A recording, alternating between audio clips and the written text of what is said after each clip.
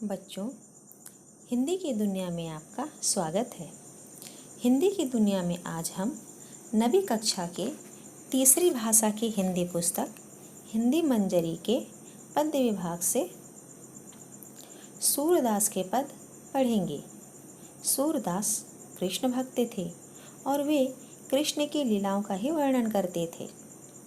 कृष्ण जब माखन चोरी करते हैं तब ब्रज नारियाँ माता यशोदा के पास कृष्ण की शिकायत करने के लिए पहुंचती हैं।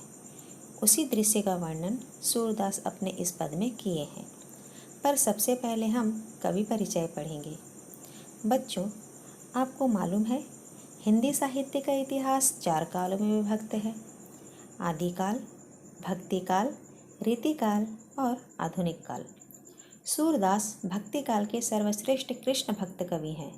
उनका जन्म सन 1478 में दिल्ली के निकट सीही नामक गांव के एक गरीब ब्राह्मण परिवार में हुआ। वे अंधे थे, पर लगता है वे जन्म से अंधे नहीं थे। मथुरा और आगरा के बीच यमुना नदी के तट पर स्थित गौ घाट पर उन्होंने संगीत, काव्य और शास्त्र का अभ्यास किया और विनय के भाव से पदों की रचना की। आगे चलकर वे वल्लभाचार्य के शिष्य बन गए और ब्रज जाकर गोवर्धन के पास पारसोली नामक जगह पर अपना स्थायी निवास बनाकर पद लिखते रहे। अष्टछाप के कवियों में सूरदास का स्थान महत्वपूर्ण है। सूरदास वात्सल्य रस के बड़े भावुक कवि थे। वात्सल्य का अर्थ है माता पिता के हृदय में बच्चों के प्रति प्रेम। ब्रज भाषा पर उनका पूरा अधिकार था। सूरसागर उनकी प्रमुख प्रामाणिक रचना है। इसमें उन्होंने श्री कृष्ण की बाल लीलाओं का वर्णन बहुत सुंदर ढंग से किया है। कवि ने कृष्ण का पालने पर झूलना, घुटनों के बल पर चलना, चांद के लिए मचलना, नहाते समय रूठ जाना, मक्खन की चोरी करना, मिट्टी खाना आदि प्रसंगों का बड़ा मनमोहक वर्णन सहज सुंदर सरस ढंग से किया है। सूरदास अंधे थे, पर उनकी रचनाओं को देखने से ऐसा लगता है जैसे उन्होंने श्री कृष्ण की सभी लीलाओं को अपनी आंखों से देखा था। श्री कृष्ण की बाल लीला के प्रसंग में कवि ने माखन चोरी का सुंदर चित्र अंकित किया है। गोपिकाओं के मन में यह अभिलाषा है कि बालक कृष्ण उनके घर आएं, उनकी मटकी में हाथ डालकर माखन की चोरी करें। कृष्ण भी उनकी अभिलाषा पूरी करते हैं। चोरी पकड़ी जाती है, माता यशोदा से शिकायत भी पहुंचती है। आइए पद आरंभ करने से पहले हम शब्दार्थों को जान लें। इससे हमें पद को समझने में सहायता मिलेगी। आइए अब विस्तार से पदों को पढ़ें। तेरो लाल मेरी माखन खायो, तेरो लाल मेरी माखन खायो, दोपहर दिवस जानी घर सोनी, दोपहर दिवस जानी घर सोनी, ढूंढ ढंढोरी जाए ही आयो। खोल किवार सून मंदिर में, खोल किवार सून मंदिर में, दूध दही सब माखन खवायो। छीके काढ़ी खाट चढ़ मोहन, छीके काढ़ी खाट चढ़ मोहन, कछु खायो कछु लय ढरकायो। दिन प्रति हानि होत गोरस की, दिन प्रति हानि होत गोरस की, यह ढोटा कौन रंग लायो। सूरदास कहती ब्रज नारी, सूरदास कहती ब्रज नारी, पूत अनोख हो जायो, पूत अनोख हो जायो। अब आगे देखिए।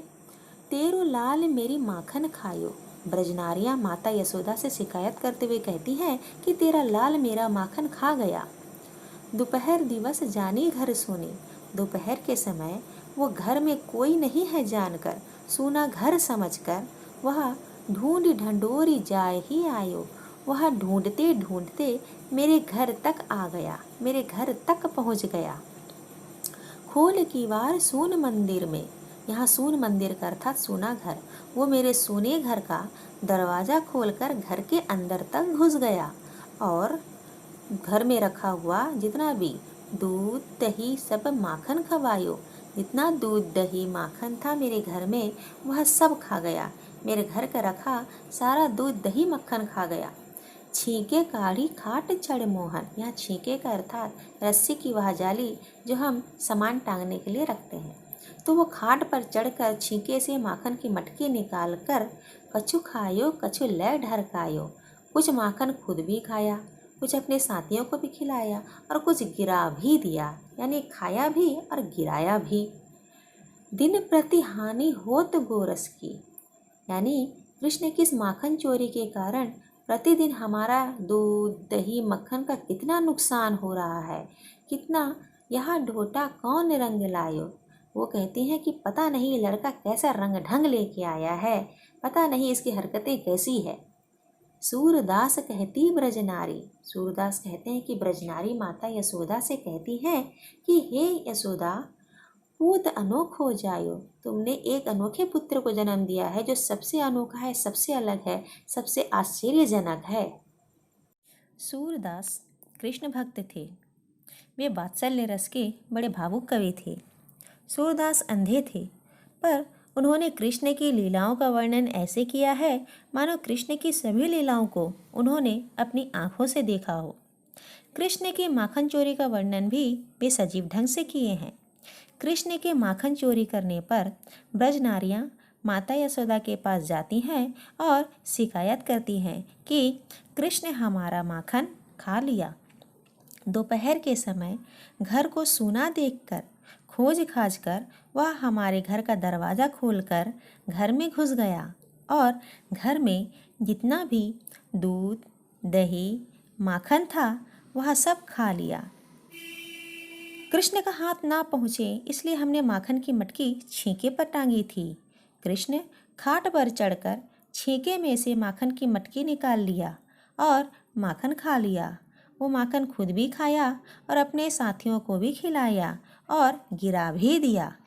कृष्ण की इस माखन चोरी के कारण हमारा प्रतिदिन दूध दही माखन का नुकसान होता है, हमारा हर दिन गोरस का नुकसान होता है।